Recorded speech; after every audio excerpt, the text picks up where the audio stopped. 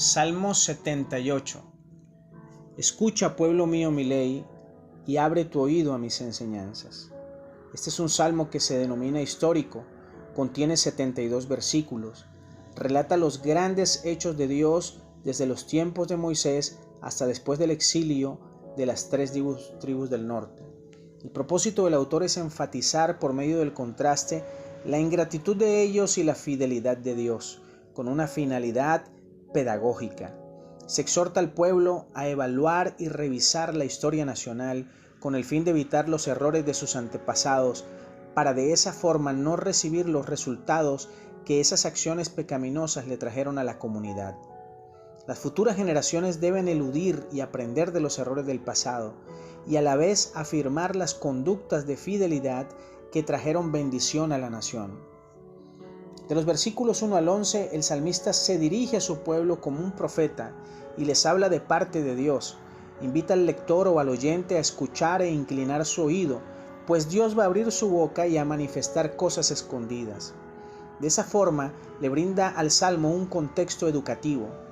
La palabra hebrea traducida en castellano como proverbios o parábolas se refiere a los mensajes que requieren estudios cuidadosos de parte del oyente o que se necesite un tipo de análisis comparativo para descubrir su real significado.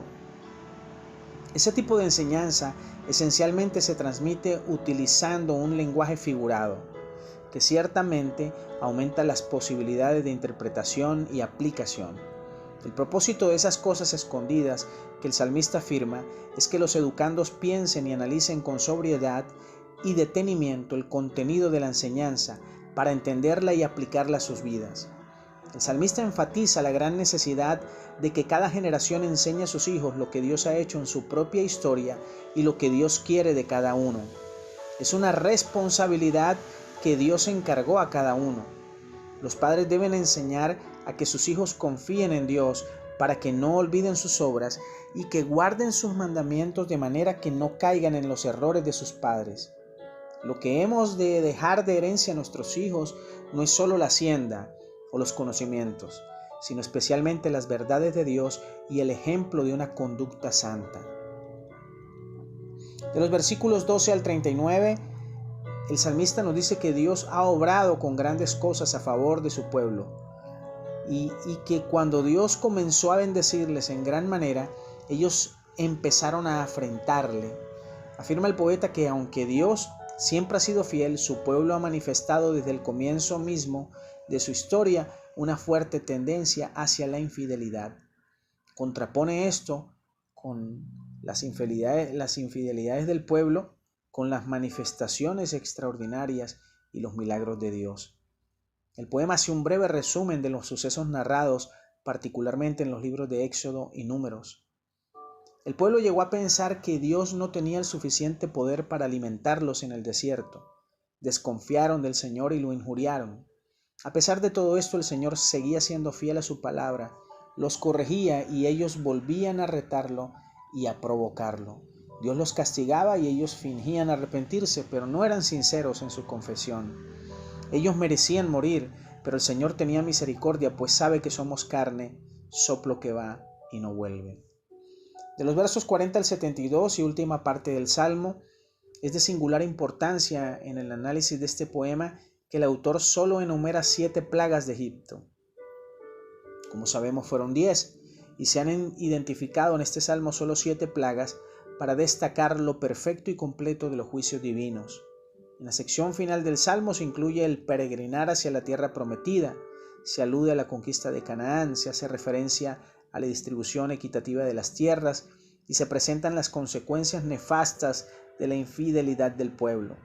De acuerdo con el salmista, la falta de lealtad a Dios produjo la pérdida del arca del pacto y generó el triunfo de los filisteos sobre Israel. Afirmó el rechazo del reino del norte luego de la muerte del rey Salomón.